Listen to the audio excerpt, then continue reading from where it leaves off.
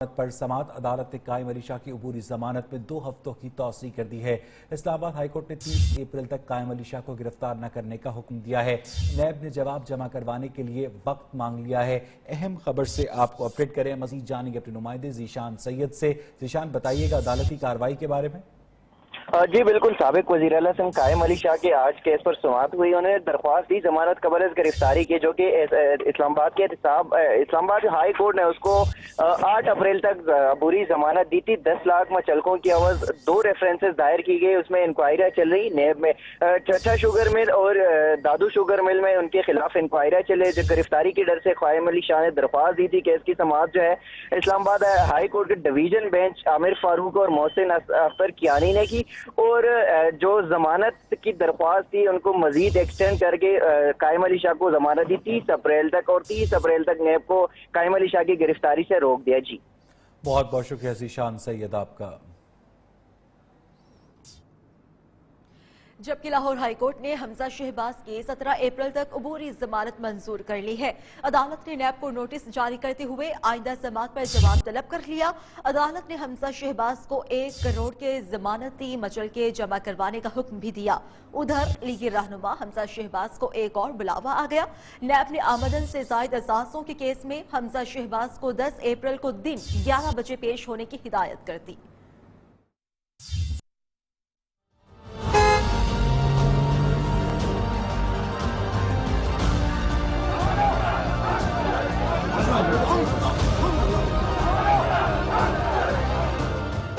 آمدن سے زائد اثاثے بنانے کا الزام،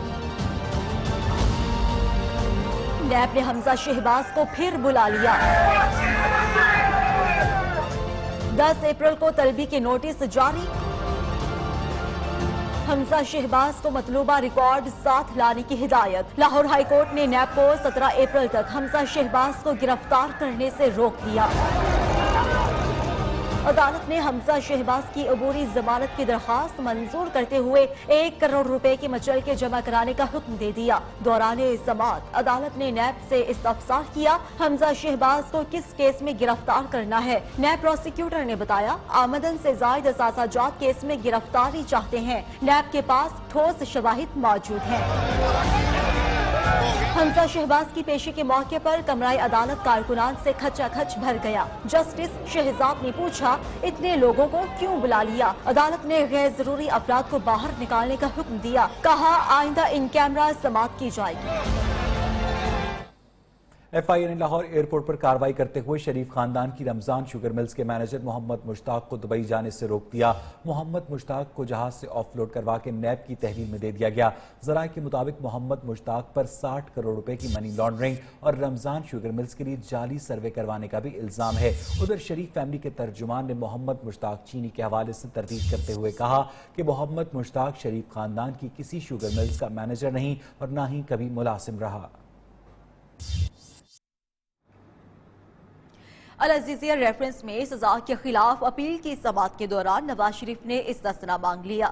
نواز شریف نے عدالت سے استدعا کی کہ وہ علالت کے باعث پیش نہیں ہو سکتے۔ اسلام آباد ہائی کورٹ کا 2 رکنی بینچ کل نواز شریف کی سزا کے خلاف اپیل پر سماعت کرے گا۔ احتساب عدالت نے نواز شریف کو العزیزیہ ریفرنس میں 7 سال قید کی سزا دی تھی۔ اسلام آباد high court العزیزیہ reference Nawaz Sharif نے اپیل پر سماعت کے دوران استثناء مانگ لیا، جبکہ اسلام آباد ہائی کورٹ کل سزا کے خلاف اپیل پر حاضری سے استثناء دے۔ نواز شریف علالت کے باعث پیش نہیں ہو سکتے۔ نواز شریف کی استدعا اسلام آباد ہائی کورٹ کا 2 رکنی بینچ کل نواز شریف کی سزا کے خلاف اپیل پر سماعت کرے گا۔ جبکہ جعلی اکاؤنٹس کیس میں احتساب عدالت نے آصف علی زرداری، فریال تالپور اور دیگر ملزمان کی حاضری سے استثناء کی درخواست مسترد کر دی۔ عدالت نے تمام ملزمان کو 16 اپریل کو دوبارہ پیش ہونے کا حکم دے دیا۔ دوران سماعت 2 خواتین ملزمان نے آصف علی زرداری کے خلاف وعدہ معاف گواہ بننے کی درخواست بھی دائر کی، جس کی دیگر ملزمان کے وکلاء نے مخالفت کرتے ہوئے موقف اپنایا کہ یہ کوئی سٹیج نہیں وعدہ معاف گواہ بننے کا۔ عدالت نے خواتین سے الگ الگ تحریری درخواست بھی جمع کرانے کی ہدایت کر دی ہے۔ کمرہ عدالت میں آصف علی زرداری صحافیوں سے گپ شپ بھی کرتے رہے اور شعر سنا کر دل کا حال بھی بیان کر دیا۔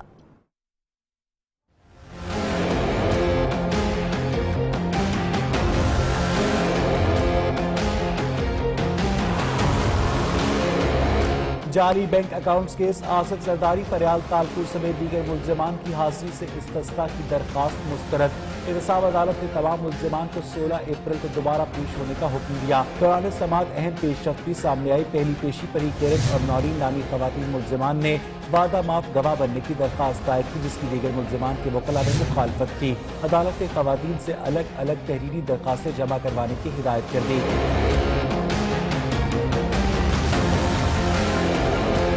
کمرہ عدالت کے سابق صدر کی صحافیوں سے گپ شپ بھی چلتی رہی۔ آپ آج جس کرسی پر براجمان ہے وہاں کبھی نواز شریف اور مریم نواز بیٹھتے تھے۔ صحافی کے سوال پر آصف زرداری بولے، میاں صاحب بڑے، ہم چھوٹے لوگ ہیں۔ آصف زرداری نے جاتے جاتے شعر سنا کر دل کی کیفیت بیان کر دی۔ محسوس یہ کر رہے ہیں کہ یہ وہی جگہ ہے آئے تھے پہلے جہاں پہ گزرے تھے ہم جہاں سے گزرے تھے۔ پیشی کے موقع پر جعلی اور سیکیورٹی فورسز میں تکرار اور دھکم پیلوی ہوئی۔ احتساب عدالت پیشی پر پیپلز پارٹی رہنما حکومت پر وار کرتے رہے۔ لطیف کھوسہ نے کہا کہ آج بھی جھوٹے مقدمات میں ملوث کیا جا رہا ہے۔ کیا یہی عمران خان کا نیا پاکستان ہے؟ قمر زمان قاری نے کہا کہ 5 جالے کیا آئے، حکومت نے 5000 سیکیورٹی اہلکار کھڑے کر دیے۔ پیپلز پارٹی نے دھرنے کی کال دے دی تو حکومت کے لیے بہت مشکل ہو جائے گی۔ رحمان ملک کیس کی کراچی سے اسلام آباد منتقلی پر تحفظات کا اظہار کرتے نظر آئے۔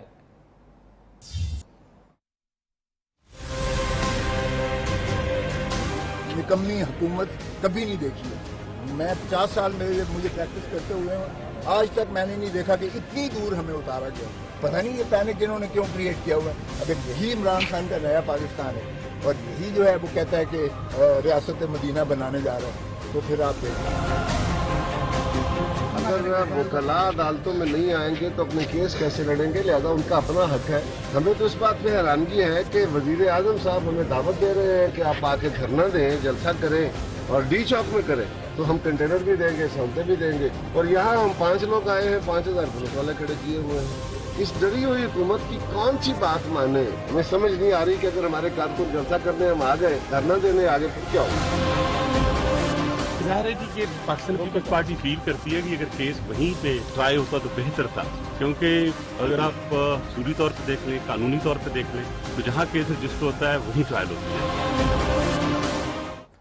جعلی اکاؤنٹس کیس میں اومنی گروپ کے خلاف ایک اور ریفرنس احتساب عدالت میں دائر۔ نامزد ملزمان میں عبدالغنی مجید، احمد علی ملک، آفتاب میمن شامل ہیں۔ محمد یونس، محمد شبیر، سید محمد شاہ، سہیل احمد میمن اور ممتاز علی بھی ملزمان میں شامل ہیں۔ ملزمان نے 30 ایکڑ اراضی غیر قانونی طریقے سے الاٹ کی، جس سے قومی خزانے کو 2.5 ارب کا نقصان ہوا۔ یہ ملزمان جعلی اکاؤنٹس کیس میں بھی ملوث ہیں۔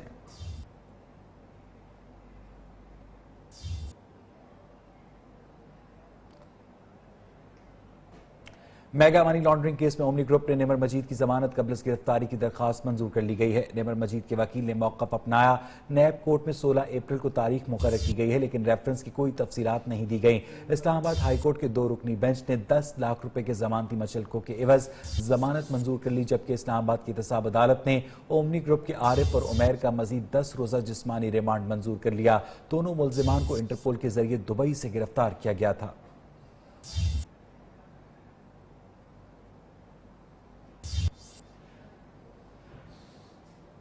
وزیر خزانہ اسد عمر اسلام آباد میں تقریب سے خطاب کر رہے ہیں۔ یہاں پر لکھا ہونا چاہیے تھا، جو نہیں نظر آ رہا مجھے، یہاں پہ ڈرافٹ لکھا ہونا چاہیے تھا، which I don't see۔ اور اس کی وجہ جو ہے وہ یہ ہے کہ ہمارے یہاں جمہوریت کی بڑے لمبے درس تو دیے جاتے ہیں، لیکن عملی طور پر جمہوریت پہ یقین مجھے کچھ کم نظر آتا ہے۔ ہم اس میں یقین رکھتے ہیں کہ ایک حقیقی جمہوری نظام کے اندر پارلیمان کا ایک خصوصی رول ہے اور ایک اہمیت ہے، اور فیصلے جو ہیں وہ بڑے فیصلے قوم کے جو ہیں وہ پارلیمان کے اندر کیے جائیں۔ ہم پچھلے دور کے اندر سنا کرتے تھے، ایک میثاق معیشت کی بات ہوتی تھی، اور میں بار بار یہ کہتا تھا کہ اس کے لیے جو نیچرل قدرتی فورم ہے وہ سٹینڈنگ کمیٹیز ہیں قومی اسمبلی کی، میں جس کا ممبر تھا، یا سینٹ کی سٹینڈنگ کمیٹی جو ہے، جہاں تمام سیاسی پارٹیز موجود ہوتی ہیں، وہاں پر لا کر یہ باتیں رکھنی چاہیے اور وہیں سے کنسنسس کریٹ کرنے کی کوشش کرنی چاہیے۔ کم سے کم سب کی مشاورت اس کے اندر ضرور شامل ہو جائے۔ تو اس لیے ہم نے یہ فیصلہ کیا تھا۔ میں نے خود یہ تجویز دی تھی پچھلی قومی اسمبلی کی سٹینڈنگ کمیٹی کی میٹنگ کے اندر، اور آج میں دونوں اسٹینڈنگ کمیٹی کے چیئرمین سینٹ اور نیشنل اسمبلی جو ہیں ان کو یہ فریم ورک بھجوا دوں گا اور اسٹینڈنگ کمیٹیز سے درخواست کر لوں گا کہ وہ اس کو دیکھیں بھی, اس کے اوپر اس پہ ہمیں مشورہ بھی دیں, اور میں دونوں جو قائمہ کمیٹیز ہیں اس کے اندر خود ذاتی طور پر بھی. وزیر خزانہ اسد عمر اس وقت اسلام آباد میں تقریب سے خطاب کر رہے ہیں. ان کا یہ کہنا تھا کہ جمہوریت کے درس دیے جاتے ہیں لیکن عمل کوئی نہیں کیا جاتا. وزیر خزانہ اسد عمر نے یہ بھی کہا کہ IMF کے ساتھ مذاکرات آخری مراحل میں پہنچ چکے ہیں. جمہوری نظام میں پارلیمنٹ کا کردار اہم ہوتا ہے اور اس حوالے سے ہم ملکی معیشت کو بھی ٹھیک کرنے کے لیے اقدامات کر رہے ہیں. وزیر خزانہ اسد عمر اس وقت اسلام آباد میں تقریب سے خطاب کرتے ان کا یہ کہنا تھا کہ IMF سے مذاکرات آخری مراحل میں پہنچ چکے ہیں. ان کی انڈرسٹینڈنگ میں نے نوٹ کیا ہے معیشت کی بہت اچھی ہے اور یہ سب ٹیکنیکلٹی سمجھتے بھی ہے. میرے خیال میں ایک سیشن ارینج کرنا چاہیے ان کو, اور اینکرز جو ہیں ہماری ان کی آپس میں کوئی نشست ذرا زیادہ کروانی چاہیے تاکہ وہ بھی اچھے سوال پوچھنا سیکھیں. جگر میں یا اگر میرے دل میں کوئی مرض ہے تو میں تو صرف یہ سمجھنا چاہتا ہوں کہ جی اچھا میرا یہ بتائیں, یہ میرے ہارٹ اٹیک ہو رہا ہے تو میں ٹھیک کیسے ہونے کے بعد یہاں سے کیسے نکلوں گا. لیکن جو ڈاکٹر اس کے اوپر کام کرتا ہے وہ بڑا ٹیکنیکل کام. سائیکل کے لیے معیشت کے فیصلے کریں گے, صرف الیکشن سائیکل کے لیے معیشت کے فیصلے کریں گے تو جو پاکستان کا پوٹینشیل ہے اور جو پاکستانیوں کا حق ہے وہ ہمیں حاصل نہیں ہوگا. اس لیے میں کہہ رہا ہوں کہ پاکستان کی معیشت کے جو 3 بڑے بنیادی مسائل ہیں وہ جب میں کالج میں پڑھنے کے لیے گیا آج سے 40 سال پہلے ہمارا پیدا بھی نہیں ہوا تھا. تو اس وقت جب میں وہاں پہ گیا یونیورسٹی میں اور ہم نے اکنامکس پڑھنی شروع کی تو وہی جو 3 کرونک ڈیفیسٹ تھے, پاکستان کی سرکار اتنا پیسہ جمع نہیں کر سکتی جو اپنے ملک کی ترقی کے لیے, عوام کی فلاح کے لیے اور کار حکومت کے لیے درکار ہے. پاکستان اتنی ایکسپورٹ نہیں کر سکتا, برآمدات نہیں کر سکتا جو اس کے لیے پاکستان کے لیے زر مبادلہ حاصل کریں, جس سے جو ہمیں چیزیں باہر سے منگانی ہوتی ہیں ہم اس کے پیسے دے سکیں. اور پاکستان اتنی سیونگ نہیں کر سکتا, اتنی پیسہ جمع نہیں کر سکتا ملک کے اندر جس سے وہ سرمایہ کاری کی جا سکے, جس سے معیشت کی ترقی کی رفتار تیز کی جا سکے. وہی جو 3 ڈیفیسٹس ہیں, fiscal deficit, current account deficit اور سیونگ انویسٹمنٹ گیپ, ہم وہیں پھنسے ہوئے. تو کوئی بھی جو medium term economic framework ہو, long term economic framework ہو, اس کا معیار جو ہے آپ کو پرکھنے کا یہ ہوگا کہ کیا یہ 3 بنیادی مسائل جو پاکستان کی معیشت کے ہیں, کیا یہ ان کو حل کرنے میں کامیاب ہوگا یا نہیں ہوگا. کہاں پہ کہانی شروع ہوتی ہے یا ہمارا سفر شروع ہوتا ہے, آغاز ہوتا ہے اگست 2018 میں. ہمیں جو فوری طور پر فیصلے کرنے کی ضرورت تھی وہ فوری فیصلے وہ نہیں تھے کہ جس سے میں اس سفر کا آغاز کروں اور میں long term economic sustainable growth path کی طرف جا چکوں. ہمیں تو اس وقت ICU میں جو مریض ملا تھا, اس ICU میں لیٹے ہوئے مریض کو آپریشن کر کے اس کی جان بچانا تھی اور اس کو کم سے کم واپس ایک نارمل وارڈ کے اندر تو لے کے آنا تھا. الحمدللہ وہ فیصلے بھی ہو گئے. بڑے بڑے معیشت کے ایکسپرٹس نے یہ بھی کہا, ہمیں کچھ نے ڈرانے کے لیے کہا, کچھ نے نیک نیتی سے کہا کہ اگر فوری طور پہ IMF کے پاس نہیں جاؤ گے تو نہیں بچ سکتے. لیکن قوم نے دیکھا, دنیا نے دیکھا, ہم نے وہ فیصلے کیے, ان سے بہتری آئی, ICU سے مریض نکلا اور اب پاکستان کی معیشت کا کرائسس کا فیز ختم ہو گیا. ہاں, سٹیبلائزیشن کے فیز میں ہم ابھی بھی ہیں. یا میں آسان اگر آپ کو طریقے سے سمجھانے کی کوشش کروں تو وہ یہ ہے کہ کیونکہ بڑی تیزی سے میرے ہاتھ میں جو چیز بچی تھی, جو زر مبادلہ بچا تھا, وہ اتنی تیزی سے نکل رہا تھا کہ مجھے اس کو روکنے کے لیے مٹھی بہت سختی سے بند کرنی پڑی. اب کرائسس فیز ختم ہونے کے بعد اب ہم اس پوزیشن میں آئے کہ آہستہ آہستہ اس مٹھی کو کھولا جائے. لیکن ابھی بھی اگلا تقریباً 1.5 سال کا عرصہ جو ہے وہ ایک سٹیبلائزیشن فیز سے گزریں گیا. کرائسس فیز ختم ہو گیا, سٹیبلائزیشن فیز کے اندر ہیں اور اس اسٹیبلائزیشن فیز سے پھر ہم نکل کے انشاءاللہ تعالیٰ ایک سسٹینیبل گروتھ فیز کے اندر جائیں گے. اعداد و شمار میں آپ کو پہلے آپ سب سن چکے ہیں, کئی دفعہ ہم اس کی بات کر چکے ہیں. 19 ارب ڈالر کا خسارہ زر مبادلہ کا نتیجہ یہ ہو رہا تھا کہ تیزی سے بین الاقوامی قرضے بڑھ بھی رہے تھے اور اس کے باوجود ذخائر جو ہیں وہ تیزی سے گر رہے تھے. خیر ہم وہاں سے آگے آ گئے جی. ایکسپورٹس کی یہ صورتحال تھی کہ جو 5 سال پہلے ایکسپورٹ تھی اس سے کم تھی. سو یہ جو 3 ہم نے مسائل جن کی بات کی, کرونک ڈیفیسٹ جن کو میں کہہ رہا ہوں, جو ہم پاکستان کی معیشت کی دیرینہ مسائل رہے ہیں, اس کے اندر ہمیں تنزلی نظر آ رہی تھی, کوئی بہتری نہیں نظر آ رہی تھی. اب یہاں سے اچھا یہ کیوں اتنے ضروری ہیں, ذرا سا میں 5 منٹ لوں گا, میں ذرا قوم کے ساتھ یہ بھی شیئر کرنا یہ کیوں ضروری ہیں. تو ذرا ان کو دیکھتے ہیں, ان ممالک کو جنہوں نے ترقی کی. اور میں جیسے میں بتا رہا ہوں, میں تو اب عمر کے اس حصے میں پہنچ گیا ہوں کہ جب انسان جو ہے وہ بابا جی کیوں جی ذہن اپنی پرانی کہانیاں سناتے ہیں نا, تو وہ میں پرانی کہانی سنانے والی ایج میں آ گیا ہوں. اور اس کے اندر میں آپ کو بتاؤں, یہ بڑے دکھ سے میں یہ بات کہہ رہا ہوں کہ ہم نے صرف یہ بدلتے دیکھا ہے کہ اب کون سا ملک پاکستان سے آگے چلا گیا. 1960s پاکستان دنیا کا development model, world bank reports لکھ رہی ہے, کہہ رہے ہیں کہ جی دنیا میں ترقی کی مثال جو ہے وہ پاکستان ہے. وہاں سے پہلے ساؤتھ کوریا, تائیوان, یہ لوگ ہانگ کانگ, سنگاپور, یہ ہمارے سے آگے گئے. پھر وہ اگلی آگے جی کس تائیوان, یہ تھائی لینڈ, ویتنام ایٹسٹرا, یہ ممالک آگے چلنا شروع ہو گئے. چین آگے نکل گیا, بھارت آگے نکل گیا, اب بنگلہ دیش آگے نکل گیا. ابھی تو میں ان افریقی ممالک کے نام نہیں دے رہا ہوں جن کو اگر پاکستان میں ہم مثال دینا چاہتے تھے اور کہتے تھے کہ جی ملک کے حالات بہت خراب ہیں, تو ہم کہتے تھے کہ افریقہ جیسے حالات ہیں. اس افریقہ کے آدھے ممالک جو ہیں اس وقت معیشت کی رفتار ان کی ترقی کی پاکستان سے بہتر ہے, ان کی عوام کی زندگی پاکستان کے عوام سے بہتر ہو رہی ہے. اور وہ بنگلہ دیش جو ہم سے جدا ہوئے ہوئے بہت عرصہ نہیں ہوا. تو یہ جو میں نے 3 کرونک ڈیفیسٹس کے, ذرا اس کے اندر ہم اپنے آپ کو دنیا سے کمپیئر کرتے ہیں یا ہمیں کیوں ضرورت ہے. ریونیو ایکسپینڈیچر گیپ, جی سب سے پہلے اس کی بات کرتے ہیں. اس وقت صورتحال یہ ہے کہ حکومت پاکستان جو ہے وہ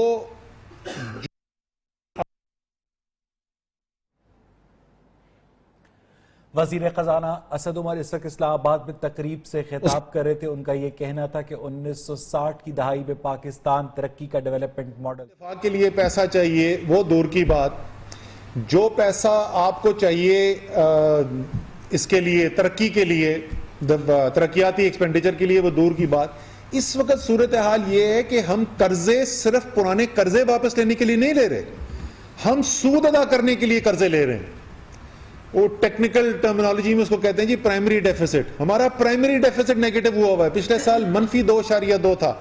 اور یعنی اس کا مطلب کہ آپ نے 2.2% معیشت کے برابر سود جو ہے, اور 2.2% ہو گیا جی تقریباً آپ کا 800 ارب روپے سے زیادہ.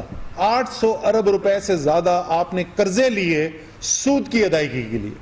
خطرناک حد جو ہے کہنا اس کو, یہ خطرناک حد سے بھی آگے چلے گئے. جہانزیب خان کے وہ جہانزیب خان نظر آ رہے ہیں. جہانزیب خان ساری پاکستان کی نظریں آپ کے اوپر ہیں. ایف بی آئی ٹھیک نہیں ہوگا تو یہ مسئلہ ٹھیک نہیں ہونا, لیکن ابھی ہم بات کرتے ہیں کہ ہم کیا کیا کرنے کے لیے جا رہے ہیں. اسی طریقے سے ایکسپورٹ امپورٹ گیپ, یہ دنیا جو ہے ایک عالمی منڈی, دنیا ایک ہو گئی ہے. آپ دیواریں کھڑی کر کے دنیا کو سے باہر نہیں رہ سکتے. پاکستان کی معیشت کے حجم کا 13.5% جو ہے 2003 میں وہ ہماری برآمدات ہوتی تھی. 2003 میں 13.5% ہوتی تھی. پچھلے سال وہ 8% تھی. ترقی کرنے کے بجائے تنزلی کے اوپر ہم جا رہے ہیں, اور وہی نتیجہ ہے کہ جو آپ کو نظر آ رہا ہے, جو کرنٹ اکاؤنٹ کا ڈیفیسٹ 19 ارب ڈالر کا خسارہ پچھلے سال ہوا, جس کی وجہ سے آپ کو بین الاقوامی قرضے لینے پڑتے ہیں. یہی وجہ ہے کہ آپ کو بار بار IMF کے پاس واپس جانا پڑتا ہے. آپ دوست ممالک کے پاس جاتے ہیں, ہر ایک سے مدد مانگ رہے ہوتے ہیں.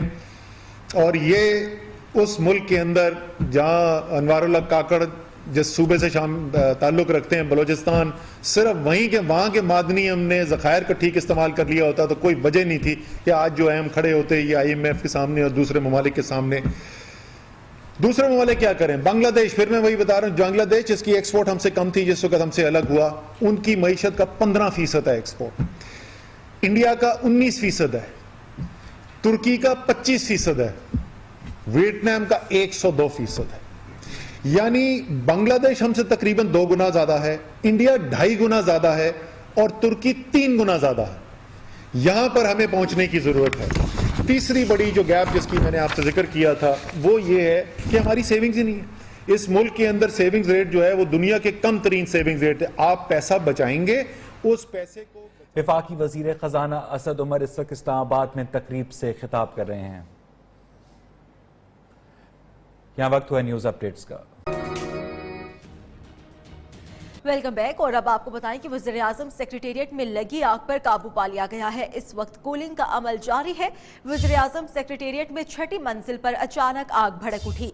फायर ब्रिगेड की 5 गाड़ियों ने बरवक्त कार्रवाई करके आग पर काबू पा लिया। पाक बहरिया के 2 फायर टेंडर्स ने भी आग बुझाने में हिस्सा लिया। पाक फौज की भारी नफरी भी आग लगने की इत्तला पर वज़ीर आज़म हाउस पहुंची।